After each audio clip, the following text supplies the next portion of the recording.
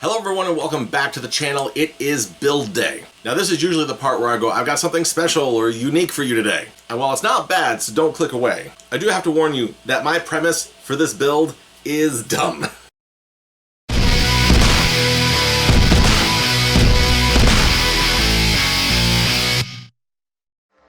Of all the reasons to select parts for a build, this is the last one you should do. Which isn't to say this is going to be a bad build. I think that this will be an affordable 1080p esports title build. And for some people, that's exactly what you're looking for. But again, my thought process for selecting these parts is not the thought process you should use when selecting your parts. It is completely arbitrary. So let's get into the parts. I'm going to show you some things right off the bat, and then sooner or later, you're gonna start catching on to a theme. So let's rock and roll. First off, the case.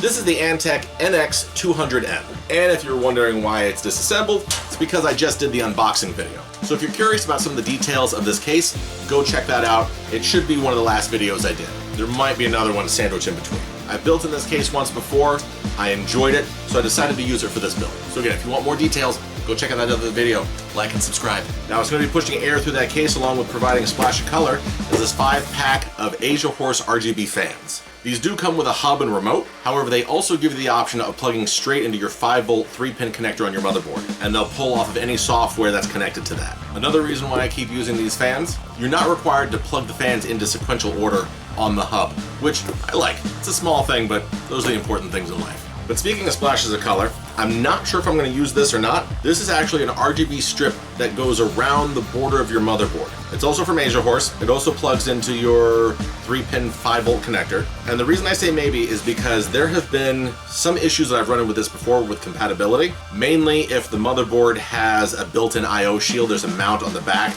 that hits this so you can't use it. And then on the other side, sometimes if the case has like a built-in GPU support, it can run into issues there as well. So I throw that in there as a solid maybe. At the end of the build, you'll know if we used it or not. You'll be able to see it. For RAM, we're going with the tried and true 16 gigs of DDR4 from G.Skill. These are your Ripjaw 5s. They run at 3600 speed and CL18. This is a blackout kit. The price is awesome on these all the time, and performance is solid. From what I can tell, it's one of the highest rated kits on Newegg. Now, let me know if you start to see a theme from here on out. For our motherboard, we're going with the, how am I supposed to remember all that? MSI Pro B550M-VC Wi-Fi. It's a bit of a mouthful. B550 boards have finally started to come down in price. This isn't the fanciest looking board, but it has everything you need and nothing you don't. Our CPU we're going to be pairing with this is the AMD Ryzen 5500. The CPU has 6 cores and 12 threads, and in my opinion is surprisingly good for something that's lower cost and quote-unquote budget end. If you're looking at the AM4 platform and you have the money to spend on a 5600X, by all means go with that. But if you're on a tight budget and you still need 6 cores, which I think you should go with, 5500 is not a bad option. Next up is our graphic card. It's the MSI Mech. This is the AMD Radeon 5550XT. This is a 2-fan card, so it will fit well in our case. This is on the cheaper budget end of things. However, it does come with 8 gigs of RAM, and it's PCIe Gen 4. Now, the Gen 4 information is general, because if I'm not mistaken, and I'll double check this, I'll add a note if I'm wrong.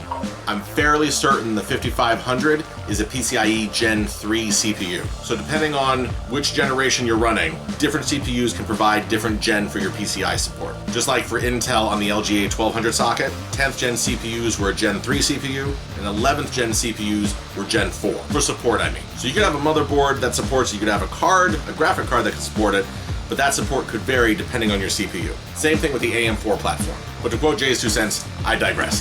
Powering our system is going to be the MSI Mag A550BN power supply. 550 watts, 80 plus bronze rated, and I can't remember if this is semi-modular or not. If it is, that's nice. If it's not, we should have enough space for those extra cords. We'll just make sure they're coiled up down below. And to top it off, we have a 1 terabyte M.2 drive from MSI. It's the Spadium M470. This is also a PCIe Gen 4 drive, NVMe, M.2, all those wonderful things. And it's rated up to 5,000 megabytes per second. So the tentative title for this build would be something along the lines of AMD Ryzen Radeon RX 555000XTXTX. Because we have a 550 watt power supply, we have a B550 motherboard, we have a 5500 CPU, we have a 5500 XT graphics card, and an M.2 drive rated up to 5,000 megabits per second. And that, my friends, is the hamster wheel of my mind that thought, what if we got all the 5s and all the 0s together and we made a PC around that? And the cherry on top, get as many MSI parts as we can. Now here's the thing, jokes aside, and I mentioned this already, I think that this is going to be an affordable 1080p esports machine. All the parts are new with the exception of our graphic card, which we did get off of eBay. It's been tested, works perfectly. And yeah, that's it. Now I need to hurry up and get building because I need to justify the parts that I selected today. So if you're ready, let's get started.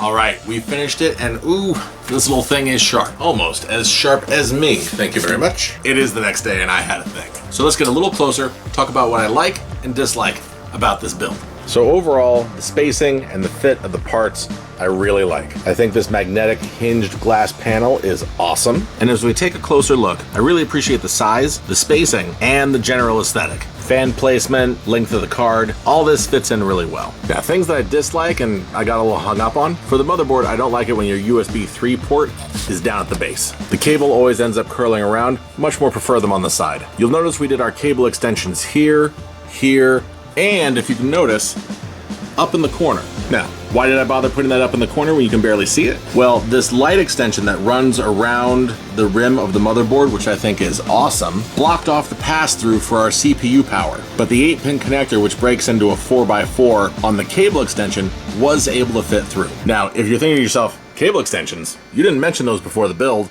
you're right. Cable extensions, depending on how many come in your pack, can run you anywhere from $20 to $30. And when it comes to power supplies, quite often that difference can get you into the next tier of power supply, whether that's bronze rated to gold rated, or say 650 watt to 750 watt. So when I'm doing a more budget build, I don't always use those cable extensions. But I hadn't used this mag power supply before, and while I like the outside here, the cables looked absolutely terrible. They were individual cables that were literally zip tied along the length. They weren't flat and put together like Thermaltake, and they weren't even sleeved like Corsair. So I had to make a game time decision and put these in. And in my opinion, looks all the better for it. Time I've built in this case, and you know what? I still like it. I would build it in a third. But that's it for this video. I already have this one listed on Marketplace, so it's time to get on to the next one. I hope you like this video, and if you're planning on doing a build similar to this one, I hope this helped. Stick around for the rest of my content. Like, subscribe, you know the drill. Find me on all the social media under Fearless Fragger, because you can't see this because it's off camera. I've got a lot of awesome stuff coming up that you might want to check out. But until then, I'll catch you later. Bye.